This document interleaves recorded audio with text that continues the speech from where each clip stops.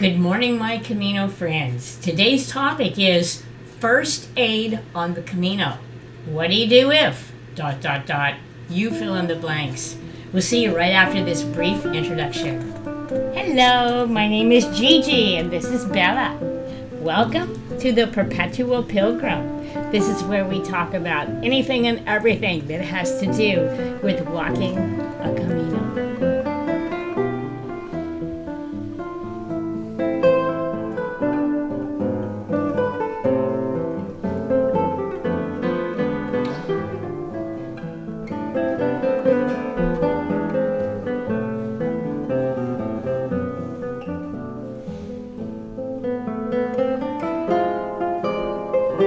Hello and welcome to the Perpetual Pilgrim, where we talk about anything and everything that relates to that wonderful experience of walking a Camino. The topic for today is first aid.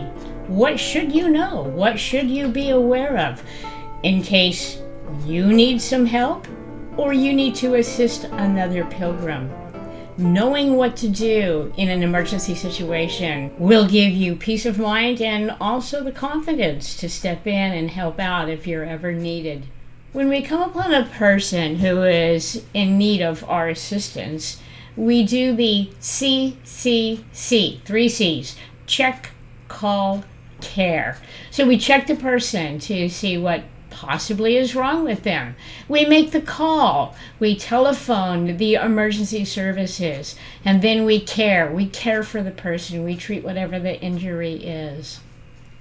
When we do the C step, the check, we're looking to see if it's safe for us to enter this situation. We're also wanting to determine if the person has a pulse and is breathing. Just simply asking, hey, are you okay? Regardless of whether they answer yes or no, at least they have confirmed that they have a pulse and they are breathing. Now you need to determine what is the primary medical emergency with this person so that you can make the phone call to the emergency dispatch and give them the appropriate information. Once you call them, you need to provide 3 pieces of information.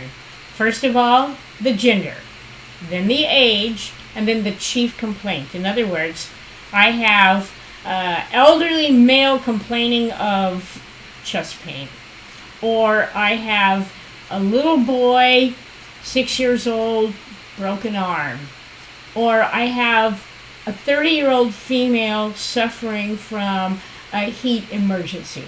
And then at last, we do the C step, which is care. We care for those injuries, whatever we've determined that needs to be taken care of. Now, when we make that call to the emergency dispatch, here in the United States, we are calling 911.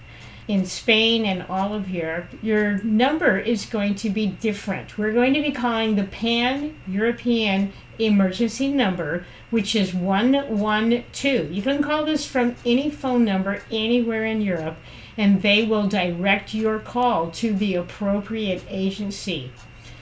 Who better to explain the appropriate agencies and how this all works than a fireman? I'm inviting my very good friend, Joe, who is a retired fire captain and also my ski patrol buddy, to come in and tell us about what happens on the other side in the fire department when you get these 911 calls.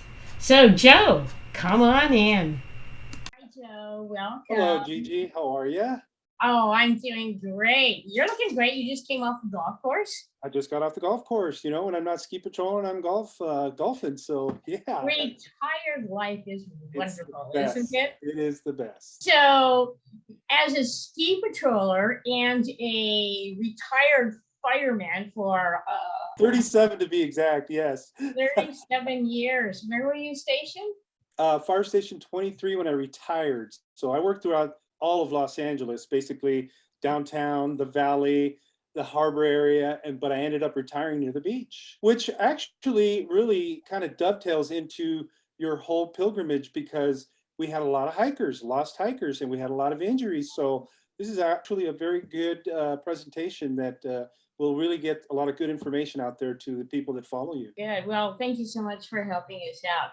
Sure. So, what I would like to do first of all is have you tell us what happens when a person picks up the telephone and calls 911. What information should they give, and what do you get, and what would you like to get? Okay, those are very good questions. Really, sometimes that call is really whether it's going to be a successful mitigation of whatever the emergency is, or something that might take some time because the person is either overcome with emotion, not talking clearly. So the best thing to do, obviously, when you dial 911 is just to remain calm. Now, when you dial 911, the 911 system in Los Angeles has been around for about almost 40 plus years. And the initial system was built so that what we called our dispatchers, who are all sworn firefighters who had some form of injury, but were either paramedic, definitely minimum of an EMT, would take the call and basically triage whatever information it was that you were going to give them. And then they would decide whether you needed an advanced life support system, ALS unit, or a BLS unit, which is a basic life support system, which could be an ambulance or a fire truck. Throughout the years, that system had to be more modernized. So it became computerized, where basically when somebody dials 911 and they give the information, more importantly, what the situation might be, there's basically a flip chart on the computer that the dispatcher, what is the nature of your emergency, is what he's going to ask. It's going to be a public service rep. Now, that public service rep has the responsibility to route that call to the appropriate agency. Let's say it's a traffic accident on the freeway. They're going to alert CHP and fire resources, which means an ambulance service. If it's a fire, they're going to alert, obviously, they're going to send that to the fire service. If it's a police matter, a burglary, an assault or something, they're going to route it to the police department. So it's all computerized. It's all done very fast. If you're calling from a landline, it actually shows not only your name, but the address. So they already have that in there. They never really even have to ask you for an address. Now, that becomes a little complicated when obviously you're using a cell phone. But what they use for a cell phone would be triangulation of the cell service. Cell towers give off signals, and the way any law enforcement or emergency service provider can determine your location, if not via GPS, which I will be giving all of your listeners a really nice tidbit on how to give your GPS coordinates using your iPhone. It can mean the difference between life and death in getting somebody to you, especially the Camino, because unless you are near a marker, where are you? You know? Right. So I didn't mean to get off on that tangent, but anyways. No, that's very important because let's say, well, I saw a marker back there and it said I was 1.2 kilometers away from Los Arcos. Exactly. So anyways, it's extremely important that you know where you're at before, so always be cognizant of what trail you're on. Know the trail you're on, know your markers. And then, of course, getting back to what we were talking about when you dial 911, once they determine your location and you give them the nature of your emergency, then they determine whether it needs a basic life support unit or an advanced life support unit. Advanced life support unit would be if you came across somebody that was completely unconscious, but they're breathing, but they're unconscious. That's an ALS call because they have no level of consciousness. A BLS would be, let's say you twist your ankle. You can still walk on it, but you can still, but it's very painful. So that would be a basic life support call. There's no reason to send a paramedic out there. So it's prudent to know, and most people would know, it's basically common sense whether you're going to need an advanced life support, somebody's bleeding to death or has chest pains, difficulty respirations, things like that, versus a broken finger, a strained knee or something. So that communication is extremely important to give to that dispatcher. Now, let's get to the most important aspect, and that is your location. If you don't know the mile marker, you don't have a a landmark that you can give them, because they're going to be familiar with the landmarks, because I'm sure they get their calls throughout the years for people on the Camino. Okay, so the most important thing to remember once you've determined that you're going to need help is to give the dispatcher your location. So the easiest way to do it, especially if you can't use your hands, is using your iPhone. What you do is you hold the button down, get Siri activated. Siri, what is my coordinates? You're at 1960 Berlin Way, Now, California. Now, Siri is displaying my address, but if you look below that, you have a GPS coordinate. That GPS coordinate is what you want to give the dispatcher. Can you see the coordinates on the bottom? No, it's pretty blurry. Okay. Yeah. But what's more important is that you just know how to do it. Right. Activating Siri and just asking Siri, what is my location? Obviously on the Camino, they're not going to know that you're at 1960 my address, Right. but it will know your GPS coordinates.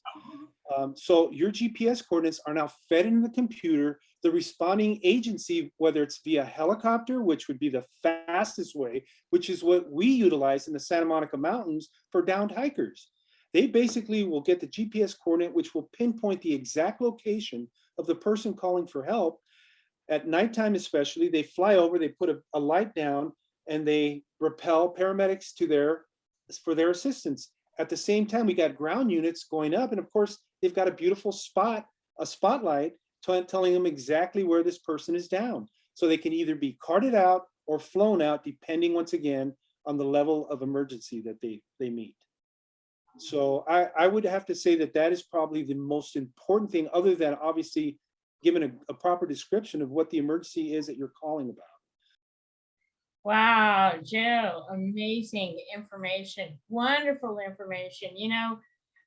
I think that getting injured on the Camino it's in the back of all of our minds, and you always think, whoa, what do I do? And it's so comforting to know, to understand how it works and what you need to do if you need help or if someone else needs help. Yeah. Yes. Oh, never hurts to Joe. be well informed. Yeah, definitely. Joe, thank you so much. And I want to share with our viewers one other interesting piece of information. Joe is the person that actually encouraged me to write the books that I have out.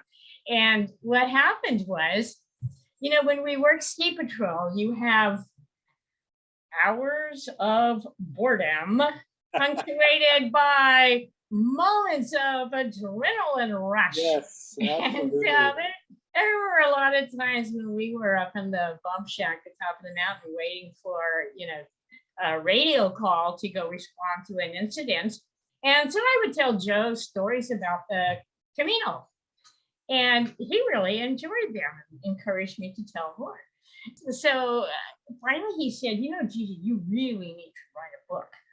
And so here it is, 4 years later, and my fourth book is just about to be released. Can't let that information just go by the wayside. It is important, and they're responsible for that. Well, you're the one that wrote it, not me. And here's another interesting thing. Because of my stories, and by the way, Joe edited the first couple books, but because of these stories, he and his wife are going to be walking a Camino. Absolutely, we are. It's definitely on our bucket list. Well, listen, my friend, thank you so much for taking the time to share your valuable information with us. We appreciate it. You are so welcome, Gigi, anytime. Buen Camino. Okay, buen Camino.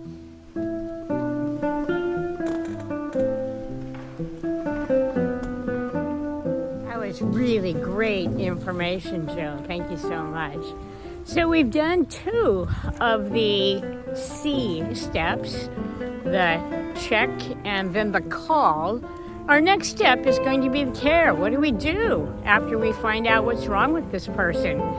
Please join us next week when we do all that bandaging stuff and splinting stuff and taking care of this person.